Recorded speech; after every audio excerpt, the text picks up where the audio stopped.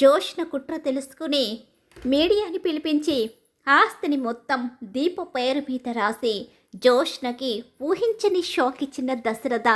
అసలు మరి ఇదంతా ఎలా జరగబోతుందో తెలుసుకోవాలనుకుంటే వీడియోని చివరి వరకు మిస్ కాకుండా అయితే చూసేయండి.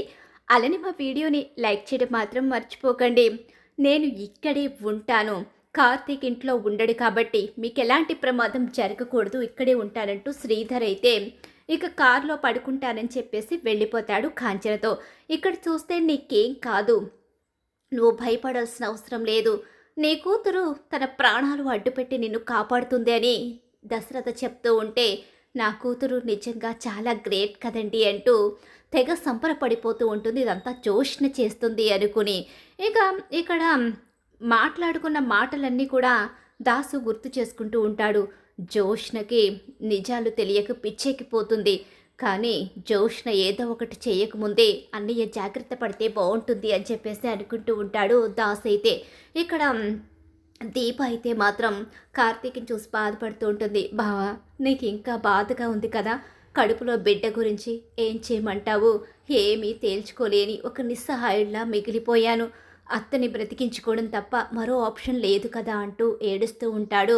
ఇక నేను ఖచ్చితంగా ఆసుపత్రికి అయితే వెళతాను, అక్కడికి వెళ్ళి కార్తిక్కి కూడా తోడుగా ఉంటాను, నువ్వేం కంగారు పడకని చెప్పేసి కాంచనికి ధైర్యం చెప్తాడు. అక్కడ శ్రీధర్ అయితే ఏం జరుగుతుందే మన చుట్టూ అని చెప్పేసి అడుగుతూ ఉంటుంది పారిజాతం. అలా అడిగేసరికి నాకే అంత అయోమయంగా కనిపిస్తుంది, ఏం జరుగుతుందో ఏంటో నాకే అర్థం కావడం లేదు.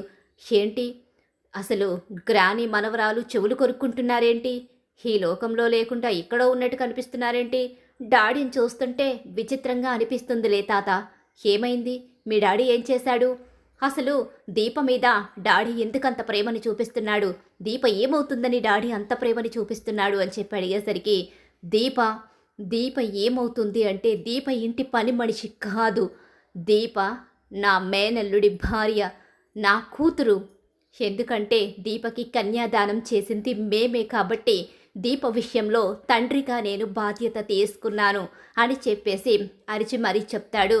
నిజమే కదా జోష్న, డాడీ అన్న మాటలో తప్పేముంది, అందుకనే ఆయన దీప మీద కూడా అభిమానాన్ని చూపిస్తున్నారు, అందులో తప్పేమీ లేదు, దాని గురించి ఎందుకు గొడవ పెట్టుకుంటావు అని చెప్పేసి సుమిత్ర అంటూ ఉంటుంది. అవును, నీ ఆస్తినేమీ తనకివ్వడం లేదు కదా, కాస్త ప్రేమని అభిమానాన్ని పంచుతున్నాడు అంతే, ఆ విషయంలో నువ్వు దశరథతో ఆర్గ్యుమెంట్ చేయొద్దు, దీప నా కూతురి కోడలు కాబట్టి దీప మీద మా అందరికీ అభిమానం ప్రేమ రెండూ ఉంటాయి, ఈ విషయంలో ఇంతకు మించి నువ్వు చర్చించడానికి లేదు అని శివనారాయణ కూడా చెప్తాడు. మీ అందరూ ఒకటైపోయారు, నన్ను ఇట్టి పరిస్థితిలోని మీరు లెక్క చేయడం లేదు, ఒకప్పుడు ఈ జోష్నే ఈ అందరికీ ప్రాణం, ఈరోజు దీపే అందరికీ ముఖ్యమైపోయింది, లేకపోతే అసలు దీపే లేకపోతే దీపే రాకపోతే ఈ జోష్నది రాధ్యమయ్యేది, ఈ జోష్ని ఈ ఇంటి వారసురాలుగా ఉండేది, ఇదంతా ఆ దాసు చేస్తున్నాడు, దాసుని వదిలిపెట్టను అని చెప్పేసి అనుకుంటూ ఉంటుంది. ఈలోగా జోష్ని ఎక్కడికో ఆవేశంగా వెళుతుందని చెప్పేసి ఇక దశరథ కూడా బయలుదేరి వెళ్తాడు. అలా వెళ్ళేసరికి ఈలోగా దాసుని కలుస్తుంది జోష్ని అయితే. ఏంటమ్మా ఏమైంది, నువ్వెక్కడికి వస్తున్నావు, నేను అన్నయ్యని చూద్దామని వస్తున్నాను, అసలు నువ్వెందుకు వస్తున్నావు, అదేంటి నేను రాకూడదా ఏంటి అయినా నిన్ను పదే పదే నాతో పర్సనల్గా మాట్లాడొద్దని చెప్పాను కదా, మీ వాళ్ళకి అనుమానం వస్తుంది, నువ్వు ఇలా మాట్లాడుతూ ఉంటే వాళ్ళు ఏంటి ఎందుకు దాసుతో పర్సనల్గా మాట్లాడుతున్నావు, దాసుతో నీకు అంత సీక్రెట్స్ ఏముంటాయి అని చెప్పేసి వాళ్ళు అడిగితే నువ్వు వాళ్ళ దగ్గర సమాధానం కూడా చెప్పలేవు, అందుకనే నాతో నువ్వెంత తక్కువ మాట్లాడితే అంత మంచిదమ్మా, ఏంటి అందరూ కలిసి నాటకాలు వేస్తున్నారా, మీరు ఒకరికొకరు నిజం తెలుసుకుని ఈ జోష్నని బయటకు గెంటేయాలని దీపని ఈ ఇంటి వారసురాల్ని చెయ్యాలని చూస్తున్నారేమో, ఈ ఇంటి వారసురాలు దీప అని ప్రకటించిన మరుక్షణమే ఈ జోష్న చనిపోతుంది, అలా అని జోష్న అడ్డు తొలగిపోతుంది అనుకుంటున్నారేమో, కాదు, జోష్న చనిపోయే ఒక్క నిమిషం ముందు దీపని చంపేసి మరీ చనిపోతాను తప్ప దీపకి మాత్రం ఈ ఇంటి వారసత్వం దక్కనివ్వను, ఈ ఇంటి వారసురాల్ని ఈ ఆస్తిని అనుభవించవలసిన దాన్ని నేనే. నన్ను కాదని ఎవరికి ఈ ఇంటి వారసత్వం ఇవ్వడానికి లేదు. ఆ దీప ఎట్టి పరిస్థితిలోని వారసురాలు కాకూడదు. దీప ఆస్తిని అంతస్తుని అనుభవిస్తుంటే నేను దీపలా పని మనిషిలా బ్రతకలేను. దీపని చంపేస్తాను అని పదే పదే అన్న మాటలు ఇక దశరథ చెవున పడతాయి. తన కూతుర్నే చంపాలి అనుకున్న తన పెంపుడు కూతురు ఆలోచన చూసి దశరథ చాలా ఎమోషనల్ అవుతాడు. జోష్న, చాలా ఎక్కువ మాట్లాడుతున్నావు. దీపకి ప్రమాదం ఉంది అని తెలిస్తే కార్తీక్ నిన్ను క్షమించడు. దీపకి ఏదైనా జరగరాంది జరిగితే కార్తీకు వెంటనే నిన్ను చంపేస్తాడు. నేను కూడా చెప్పేది అదే కదా. దీపని చంపిన నేను చనిపోయినా పర్వాలేదు, కానీ దీప మాత్రం బ్రతకకూడదు. ఈ ఆస్తికి వారసురాలుగా ఉండకూడదు. బ్రతికినా చచ్చినా జోష్నే ఈ ఆస్తి వారసురాలుగా ఉండాలి అని చెప్పేసి జోష్న అన్న మాటలు అన్నీ కూడా దశరథ వినేస్తాడు. అలా విన్న దశరథ జోష్న పగ ఎంత పీక్స్కి వెళ్ళిపోయిందో, జోష్న ఆశ ఎలాంటిదో ఇదంతా కూడా అర్థం చేసుకుని తన కూతుర్ని ఎలా కాపాడుకోవాలి ఈ జోష్న నుంచి. జోష్న నా కూతుర్ని బ్రతికనివ్వదు, ఇప్పుడు బోన్ మ్యారో ఇస్తుంది, నా కూతురే అనే నిజాన్ని ఖచ్చితంగా జోష్న తెలుసుకునే అవకాశం ఉంది. ఎందుకంటే డాక్టర్ కూడా చెప్పారు, జోష్న ఆల్రెడీ ఆసుపత్రికి వచ్చి కడుపుతో ఉన్నవాళ్ళు బోన్ మ్యారో ఇవ్వొచ్చా అని జోష్న ఎంక్వైరీ చేసుకుందని, ఏదో సమయంలో జోష్న నిజం తెలుసుకునే అవకాశం ఉందని జాగ్రత్తగా ఉండమని డాక్టర్ ఆల్రెడీ హెచ్చరించారు. అందుకనే జోష్ని ఇంతగా రెచ్చిపోతుంది. ఇప్పుడు జోష్నని ఆపాలి అంటే నిజం బయట పెట్టాలి. నిజం బయట పెడితే నా కూతురు బ్రతుకుతుందా? నిజాన్ని బయట పెట్టే సాహసం చెయ్యగలనా? అసలు దీప మీద పొట్టు వేశాను, ఇప్పుడు నిజాన్ని ఎలా బయట పెట్టను? ఎన్ని సమస్యలని నేను ఎదుర్కోను? కూతుర్ని కాపాడుకోనా? కూతురి కడుపులో బిడ్డని కాపాడుకోనా? నా భార్యని కాపాడుకోనా? ఎవరిని కోల్పోతానో, ఎవరిని కాపాడుకుంటానో నాకే అర్థం కావడం లేదు. నా గుండె ఆగిపోతున్నట్టుంది. ఒక్క క్షణం ఆలోచిస్తూ ఉంటే, ఈ సమస్యలన్నీ చూస్తూ ఉంటే నా మనవరాలు, నా కూతురు, నా భార్య ఎంత పెద్ద ప్రమాదంలో ఉన్నారో ఈ గుండె అసలు ఆలోచిస్తుంటేనే తట్టుకోలేకపోతుంది. మరి ఏంటి పరిష్కారం? అసలు ఏ విధంగా ఈ సమస్యకు పరిష్కారం చూడాలి అని ఆలోచించుకుంటూ ఉంటాడు దశరథ. ఏడుస్తాడు, బాధపడతాడు, ఎంతగానో తల్లడిల్లుతూ ఉంటాడు. ఈలోగా వెనుక నుంచి ఒక చెయ్యి వచ్చి తన భుజం మీద పడుతుంది. ఒక్కసారి ఉలిక్కి పడిపోతాడు. ఏంటి దశరథ, అంత ఉలిక్కి పడ్డావేంటి? ఏమైంది? అలా ఉన్నావేంటి? సుమిత్ర గురించి బాధపడుతున్నావా, లేక దీప గురించి బాధపడుతున్నావా అని చెప్పేసి అడుగుతూ ఉంటాడు శివనారాయణ. శివనారాయణ భుజం మీద చేయి వేసేసరికే అప్పటికే రకరకాల ఆలోచనలు మైండ్లో తిరుగుతుంటే ఉలికి పడతాడు దశరథ. తన తండ్రికి ఏ రకంగానూ నిజం చెప్పలేడు. తండ్రి ముందు నిజం బయట పెట్టే సిచ్యువేషన్లో లేడు. ఇక ఏం చేయాలో అర్థం కాని అయోమయం పరిస్థితి. అదేమి లేదు నాన్న, ఏం చేస్తాను? దీపని కూతురు అనుకున్నాను కదా. నా కూతురికి కష్టం వచ్చినట్టే నా మనసుకి అనిపిస్తుంది. నా చెల్లెలికి మాట కూడా ఇచ్చాను. నా కూతుర్ని, తన బిడ్డని ఎలా కాపాడాలో అర్థం కావడం లేదు. నా భార్యని ఎలా కాపాడుకుంటానో తెలియడం లేదు. అదేంటి దశరథ, నీ భార్యని కాపాడడానికి జోష్న ఉంది కదా, ఇక సుమిత్ర గురించి ఆలోచించవలసిన అవసరం ఏముంది? జోష్న కాపాడుతుంది కదా అని చెప్పేసి అంటూ ఉంటాడు. ఇక శివనారాయణ అయితే అవును అవును నాన్న, జోష్న కాపాడుతుంది. కాకపోతే ఆపరేషను అంతా సక్సెస్ అయ్యి సుమిత్ర ప్రాణాలతో ఇక ఎలాంటి ఇబ్బంది లేకుండా తనకి వచ్చిన వ్యాధి తగ్గిపోయింది అన్న న్యూస్ మనకి తెలిస్తేనే కదా మనసుకి ప్రశాంతత వస్తుంది. ఆపరేషన్ దగ్గరికి వచ్చే కొద్దీ మనసులో భయం, బాధ ఎక్కువైపోతున్నాయి నాన్న అంటూ తండ్రితో ఎమోషనల్ అవుతూ తండ్రిని హగ్ చేసుకుంటాడు. ఇక దశరథ అయితే అలా హగ్ చేసుకుని బాధపడుతూ ఉంటాడు. బాధపడకు దశరథ, అంతా మంచే జరుగుతుంది. నువ్వు అనుకున్నది అనుకున్నట్టు చెయ్యి. ఖచ్చితంగా ఆ దేవుడు నీకు సపోర్ట్ చేస్తాడు. మన కుటుంబానికి వచ్చిన కష్టాన్ని తొలగిస్తాడు. ఇక నువ్వు భయపడకు, బాధపడొద్దు. ఏ నిర్ణయమైనా ఆలోచించి తీసుకో, ఆలోచిస్తే దేవుడు మార్గం చూపిస్తాడు అని చెప్పేసి ఇక భుజం మీద చెయ్యి వేసి తట్టే తన కొడుకుని ఓదార్చి అక్కడి నుంచి వెళ్ళిపోతాడు శివనారాయణ. ఆలోచించుకుంటాడు, బాధపడుతూ ఉంటాడు, ఎన్నో విధాలుగా తను టెన్షన్ పడుతూ ఉంటాడు. ఈ టెన్షన్ నుంచి బయటపడాలి, కూతుర్ని కాపాడుకోవాలి. కూతుర్ని జోష్న కుట్ర నుంచి కాపాడుకోవాలి అంటే అరెస్టు చేయించాలా? అరెస్టు చేయిస్తే దశరథ కూతురుగా జోష్న అరెస్ట్ అవుతుంది. బయట 10 మందికి తెలియదు. ఇక ఈ ఇంటి వారసురాలిగానే జోష్న గురించి తెలుస్తుంది. జోష్న అరెస్ట్ అవుతే రకరకాల సమస్యలు వస్తాయి. ఇక నాన్న తట్టుకోలేరు. ఆ తర్వాత పరిస్థితులు ఎలా ఉంటాయో కూడా తెలియదు. మరి అరెస్టు చేయించకుండా ఎలా కాపాడుకుంటాను? అసలు ఎలా కాపాడుకోవాలి? దీప గురించి నిజం బయట పెట్టాలా? అవును, నిజం బయట పెట్టే తీరాలి. ఒట్టు తీసి నా మీద పెట్టుకున్నాను. నాకేమైనా పర్వాలేదు. నా కూతుర్ని, భార్యని, ఈ ఇంటిని, నాన్నని అందరినీ కాపాడుకోవడానికి నా మేనల్లుడు, నా అల్లుడు, నా కూతురి భర్త. ఇక వాడున్నాడు, వాడు చూసుకుంటాడు. ఇంక నేను ఇందులో ఆలోచించడానికి ఏమీ లేదు. నిర్ణయం తీసేసుకున్నాను. ఇక నిర్ణయించుకున్నాను కాబట్టి నేను ఈ పని చేసే తీరుతాను అని ఆలోచించుకుంటాడు.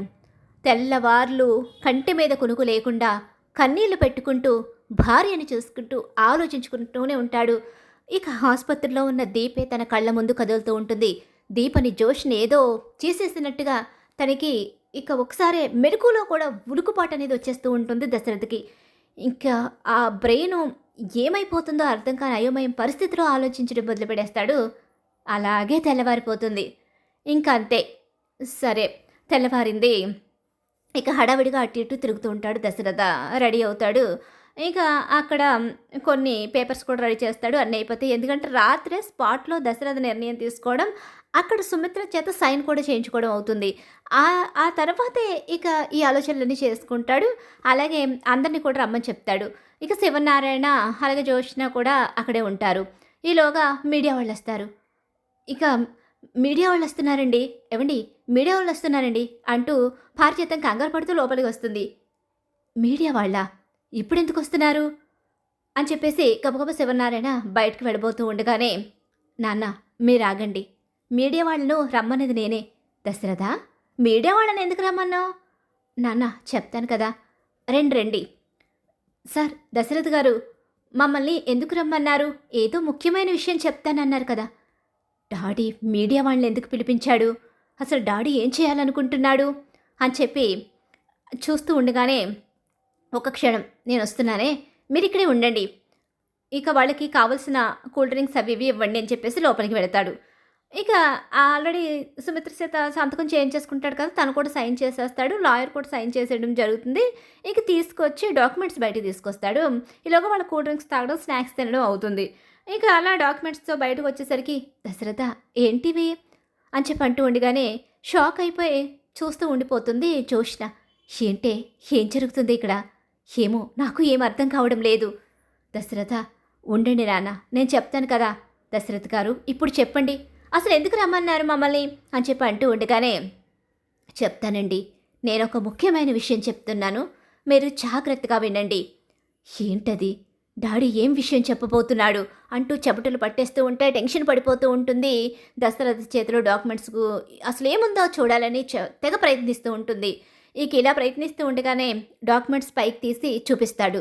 అలా చూపించేసరికి మీడియా వాళ్ళు అది చూసి షాక్ అయిపోతారు. దశరథ గారు, ఇందులో మీరేం రాశారు? పూర్తిగా చదివే రాశారా? ఇందులో మీరేంటి మీ ఇంట్లో పనిచేసే దీపగారి పేరు రాశారేంటి? పైగా ఆవిడ అదే మీ ఇంట్లో పనిచేస్తారు కానీ మీ చెల్లెలు గారి కోడలనే తెలుసు. కానీ మీరేంటి మీ ఆస్తిని, యావత్ ఆస్తిని దీపగారి పేరు మీద రాశారేంటి? అసలు మాకేం అర్థం కావడం లేదండి. ఏంటి దశరథ, ఆస్తిని మొత్తం దీప పేరు మీద రాసావా అనేసరికి దెబ్బకి ఆ డాక్యుమెంట్స్ చూసి జోష్న షాక్ అయిపోయి ఉండిపోతుంది. దశరథ, నువ్వేం చేస్తున్నావు నీకు కొంచెమైనా అర్థమవుతుందా? దీప పేరు మీద ఆస్తి రాయడం ఏంటి? అవును దశరథ, దీప పేరు మీద ఆస్తిని మొత్తం రాసేస్తావా? అసలేమనుకుంటున్నావు నువ్వు? జోష్నకు అన్యాయం చేస్తావా? అన్యాయం చేసింది నేను కాదు, నువ్వు పిన్ని. నేను అన్యాయం చేయడమేంటి? దశరథ, అసలేం జరుగుతుంది? నాకేం అర్థం కావడం లేదు. మీడియా మీరు మాత్రం ఇక ఇక్కడ మొత్తం అబ్జర్వ్ చేయాలి. ఇక్కడ నా పక్కన నిలబడి ఉంది కదా ఈ లేడీ, ఈ మనిషి ఎటూ వెళ్ళకూడదు, ఇక్కడే ఉండాలి. తనని బాగా అబ్జర్వ్ చేయండి, తనని మాత్రం క్యాప్చర్ బాగా చేయండి అని చెప్పి చెప్తూ ఉంటాడు. ఏంట్రా జోష్న ఎక్కడికి వెళ్ళిపోతుంది? అసలే తను చాలా షాక్లో ఉంది. దీప పేరు మీద పూర్తి ఆస్తిని ఎందుకు రాసావు? నేను కొంత ఆస్తిని రాయమంటే నేను చెట్టుకున్న ఆస్తిని రాసిచ్చేవాడిని కదా. లేదు నాన్న, ఏవదాస్తిని మా పేరు మీద మీరు రాసిచ్చేశారు. మా తర్వాత మా కూతురికే ఆస్తి చెందాలని మీ ఆశ. నా కూతురే ఈ ఇంటి వారసురాలు కూడా. ఆ విషయం మీరు క్లారిటీగా చెప్పారు కదా. అవును, మరి జోష్నే కదా. జోష్న ఎలా అవుతుంది నాన్న? జోష్న కాకపోతే దీపేలా అవుతుందిరా? దీపే ఈ ఇంటి అసలు వారసురాలు. దశరథ, అవును నాన్న, నా కూతుర్ని పుట్టిన వెంటనే పిన్ని అనాథని చేసి రోడ్డును విసిరేసింది. తన ఇంటి వారసురాలైన ఈ జోష్నని తీసుకొచ్చి నా ఇంట్లో పెట్టి నన్ను, నా భార్యని, నిన్ను మాయ చేసి ఈ ఇంట్లోని అలాగే ఈ కోట్ల ఆస్తికి వారసురాల్ని చెయ్యాలని చూసింది. ఇదంతా పిన్ని చేసిన మాయ నాన్న. ఈ జోష్న నాకు ఏమీ కాదు, దశరథ కూతురు కాదు, శివనారాయణ ఇంటి వారసురాలు కాదు.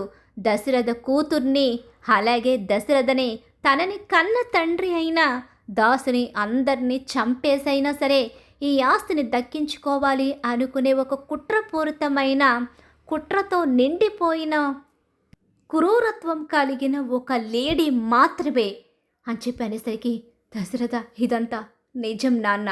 దీప నా కన్న కూతురు. ఈ ఇంట్లో పని చేసిన పనివాడి సహాయంతో నా కూతుర్ని చంపేయాలని చూసింది. ఇక సైదులు చంపడం ఇష్టం లేక బస్టాండ్లో వదిలేస్తే ఇక తన పెంచిన తండ్రి తీసుకుని వెళ్ళి తనని అంత దాన్ని చేసి ఈరోజు నా కళ్ళ ముందు నా కూతురు బ్రతికుండేలా చేశాడు. ఇదంతా ఇక ఈ పారిజాతం పిన్ని చేసిన కుట్ర కారణంగానే నా కూతురు ఒంటరిగా అనాథలా లేనింటి అమ్మాయిలా పెరిగింది. ఇప్పుడు ఆస్తి మొత్తం నా కూతురికి దక్కుతుందని, నా కూతురు ఈ ఆస్తిని మొత్తం అనుభవించబోతుందని, నా కూతురు గురించి మనకి తెలిసిపోబోతుందని, ఈ నిజం తెలియకుండా ఉండాలని దాసుని చంపాలని చూసింది. దాసు ముందు నిజం చెప్పలేకపోయినా తర్వాత ఈ ఇంటి వారసురాలు గురించి తెలుసుకున్నాడు. తెలుసుకుని ఈ ఇంటి వారసురాల్ని ఇక్కడికి చేర్చాలని చూశాడు. కానీ ఎప్పుడైతే ఇంటి వారసురాలు గురించి తెలుసుకున్నాడో, తనే ఇంటి వారసురాలన్న నిజం చెప్పాడో, అప్పుడే తండ్రిని చంపాలని చూసింది.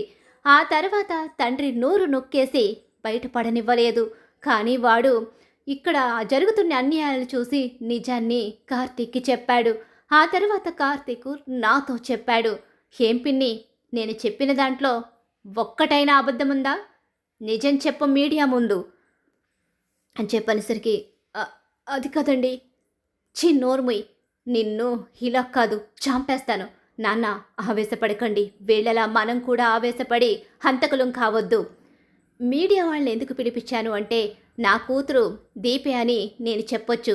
కానీ నా కూతురు దీపే అని ఇంట్లో చెప్పి ఆస్తి డాక్యుమెంట్స్ నా కూతురి చేతిలో పెట్టే లోపలని నా కూతుర్ని, నన్ను, నా భార్యని, నా తండ్రిని కూడా చంపించగల కెపాసిటీ ఈ జోష్నకుంది. జోష్న నాకు కానీ, నా ఫ్యామిలీకి కానీ, నా కూతురికి కానీ ఎలాంటి ప్రమాదం తలపెట్టకూడదు. మాకు ఏదైనా చిన్నది జరిగినా దానికి కారణం ఈ జోష్నే. మాకు ఎలాంటి ప్రమాదం జరగకుండా మాకు సెక్యూరిటీ ఏర్పడద్దని, తన నుంచి రక్షణ కావాలి. తను ఒక ఆఫ్టర్ ఆల్ లేడీయే కావచ్చు, కానీ తనకి ఉన్న ఇక ఆ బ్రెయిన్ మాత్రం కుట్రతో నిండిపోయి మనుషుల్ని చంపాలనే ఆలోచనే తప్ప తనకి మరో ఆలోచన లేని మనిషి. కాబట్టి తన నుంచి మాకు ప్రమాదం ఉంది. నా కూతుర్ని, మా కుటుంబాన్ని సేవ్ చేయమని అడగడం కోసమే మీడియా ద్వారా నేను ఇదంతా చేశాను.